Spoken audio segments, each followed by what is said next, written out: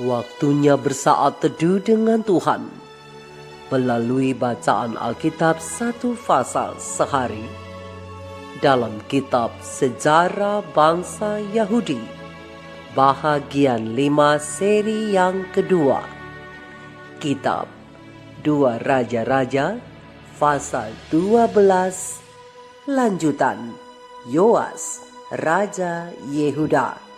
Selamat membaca, selamat mendengarkan, merenungkan dan melakukan firman Tuhan.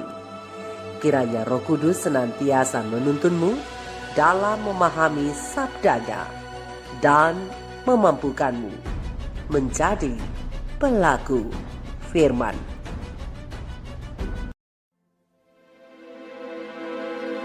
Dalam tahun ke-7 zaman Yehu, Yoas menjadi raja dan 40 tahun lamanya ia memerintah di Yerusalem. Nama ibunya ialah Zibia dari Beersheba. Yoas melakukan apa yang benar di mata Tuhan seumur hidupnya, selama Imam Yoyada mengajar dia. Namun demikian, bukit-bukit pengorbanan tidaklah dijauhkan. Bangsa itu masih mempersembahkan dan membakar korban di bukit-bukit itu. Berkatalah Yoas kepada para imam, segala uang yang dibawa ke dalam rumah Tuhan sebagai persembahan kudus, yakni uang masuk untuk pencatatan jiwa, uang tebusan jiwa menurut penilaian yang berlaku untuk seseorang, dan segala uang yang dibawa ke dalam rumah Tuhan karena dorongan hati seseorang, baiklah para imam sendiri menerimanya, masing-masing dari kenalannya, dan memakainya untuk memperbaiki yang rusak pada rumah itu, di mana saja terdapat kerusakan. Tetapi dalam tahun ke-23 zaman Raja Yoas, para imam belum juga memperbaiki kerusakan rumah itu. Sebab itu Raja Yoas memanggil Imam Yoyada dan imam-imam lain serta berkata kepada mereka, "Mengapa kamu tidak perbaiki kerusakan rumah itu? Maka sekarang, tidak boleh lagi kamu menerima uang dari kenalan-kenalanmu. Tetapi serahkanlah itu untuk memperbaiki kerusakan rumah itu." Lalu setujulah para imam itu untuk tidak menerima uang dari rakyat. Tetapi mereka pun tidak usah lagi memperbaiki kerusakan rumah itu. Kemudian Imam Yoyada mengambil sebuah peti, membuat lobang pada tutupnya dan menaruhnya di samping mezbah, di sebelah kanan apabila orang masuk ke rumah Tuhan. Para imam penjaga pintu menaruh ke dalamnya segala uang yang dibawa orang ke dalam rumah Tuhan. Dan apabila dilihat mereka bahwa sudah banyak uang dalam peti itu, maka datanglah panitera raja beserta imam besar, lalu membungkus dan menghitung uang yang terdapat dalam rumah Tuhan itu. Mereka menyerahkan jumlah uang yang ditentukan ke tangan para pekerja yang diangkat mengawasi rumah Tuhan, dan mereka ini membayarkannya kepada tukang-tukang kayu, kepada tukang-tukang bangunan yang mengerjakan rumah Tuhan itu, kepada tukang-tukang tembok, dan kepada tukang-tukang pemahat batu. Mereka memakainya juga bagi pembelian kayu dan batu pahat untuk memperbaiki rumah Tuhan, dan bagi segala pengeluaran untuk memperbaiki rumah itu. Tetapi untuk rumah Tuhan tidaklah dibuat pasu perak, pisau, bokor penyiraman, nafiri, atau sesuatu perkakas emas dan perak dari uang yang telah dibawa ke dalam rumah Tuhan itu. Melainkan mereka menyerahkannya kepada para pekerja, supaya dipakai memperbaiki rumah Tuhan. Mereka kemudian tidak mengadakan perhitungan dengan orang-orang yang diserahi uang itu untuk memberikannya kepada tukang-tukang, sebab mereka bekerja dengan jujur. Tetapi uang korban penebus salah dan uang korban penghapus dosa tidaklah dibawa ke dalam rumah Tuhan. Semuanya itu adalah bagian para imam. Pada waktu itu majulah Hazael, raja Aram. Diperanginyalah Gad dan direbutnya. Kemudian Hazael berniat menyerang Yerusalem.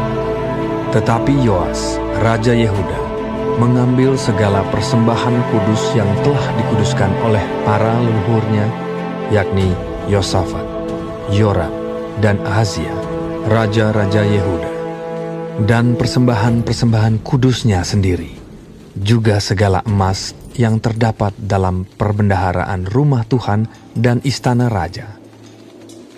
Dikirimkannyalah semuanya itu kepada Hazael, Raja Aram, maka tidak jadi lagi Hazael menyerang Yerusalem. Selebihnya dari riwayat Yoas dan segala yang dilakukannya, bukankah semuanya itu tertulis dalam kitab sejarah raja-raja Yehuda? Pegawai-pegawainya bangkit mengadakan persepakatan, lalu membunuh Yoas di rumah Milo, yang letaknya di penurunan ke Sila. Yozakar anak Simeat dan Yozabat anak Somer ialah pegawai-pegawainya yang membunuh dia. Lalu ia dikuburkan di samping nenek moyangnya di kota Daud. Maka Amazia, anaknya, menjadi raja menggantikan dia.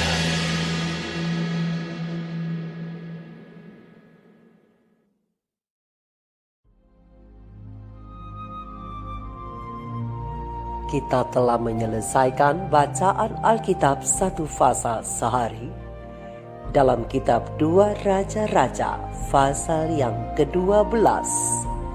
Sedikit perenungan mengenai pasal ini. Keadaan hidup yang menyenangkan dapat membuat seseorang melupakan Tuhan. Pada saat situasi genting, mereka cenderung mempertahankan kedudukan, harta dan kekuasaannya lebih daripada mencari Tuhan. Alkitab mencatat Yoas sebagai raja yang takut akan Tuhan. Selama 40 tahun ia berkuasa di Yerusalem. Yoas melakukan apa yang benar di mata Tuhan selama Imam Yoyada mengajari dia. Terang besar Alkitab 2 Raja-Raja 12 ayat 1 dan 2. Yoas banyak melakukan hal baik semasa pemerintahannya. Salah satunya adalah upayanya merenovasi rumah Tuhan yang sudah rusak. Terang besar Alkitab 2 Raja-Raja 12 ayat 4 dan 5. Mula-mula Yoas mempercayakannya kepada para imam, namun kemungkinan praktik korupsi terjadi di antara mereka sehingga renovasi rumah Tuhan terabaikan. Akhirnya, Raja Yoas dan Imam Yoyada sendiri yang menangani pengaturan untuk mengumpulkan uang persembahan rakyat dan kemudian memperbaiki rumah Tuhan. Perbuatan berhikmat Yoas juga terlihat pada ayat yang ke-16, yaitu bagaimana ia mengatur uang persembahan. Uang bagi renovasi diberikan kepada para pekerja, sedangkan bagian para imam tetap diserahkan kepada mereka. Sayang, ketaatan Yoas tidak utuh. Ia masih membiarkan umat Tuhan beribadah di bukit-bukit pengorbanan. Terang besar Alkitab 2 Raja-Raja 12 ayat 3. Ia juga tidak bersandar kepada Tuhan ketika Yerusalem menghadapi penyerbuan Hazael, Raja Aram. Raja Yoas menyogok Hazael dengan harta dari bait Allah dan istananya agar Hazael tidak menyerang Yerusalem. Terang besar Alkitab 2 Raja-Raja 12 ayat 17 sampai 18. Akhir hidup Raja Yoas tidak menyenangkan. Ia dibunuh oleh para pegawainya sendiri. Terang besar Alkitab 2 Raja-Raja 12 ayat 19 sampai 21. Yoas memulai pemerintahannya dengan benar, tetapi tidak menyelesaikannya dengan baik.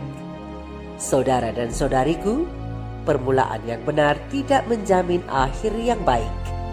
Oleh karena itu, kita harus terus-menerus menjaga diri untuk tetap setia sampai akhir. Dengan penuh kerendahan hati, kita harus bersandar pada Tuhan dalam doa, disertai dengan ketaatan untuk melakukan firman-Nya. Renungkanlah bahwa kapal memerlukan nahkoda yang handal agar sampai ke pelabuhan. Kita membutuhkan juru selamat agar dapat mengakhiri hidup ini dengan baik. Mari ikut Tuhan sampai akhir. Tuhan Yesus memberkati kita semua. Shalom.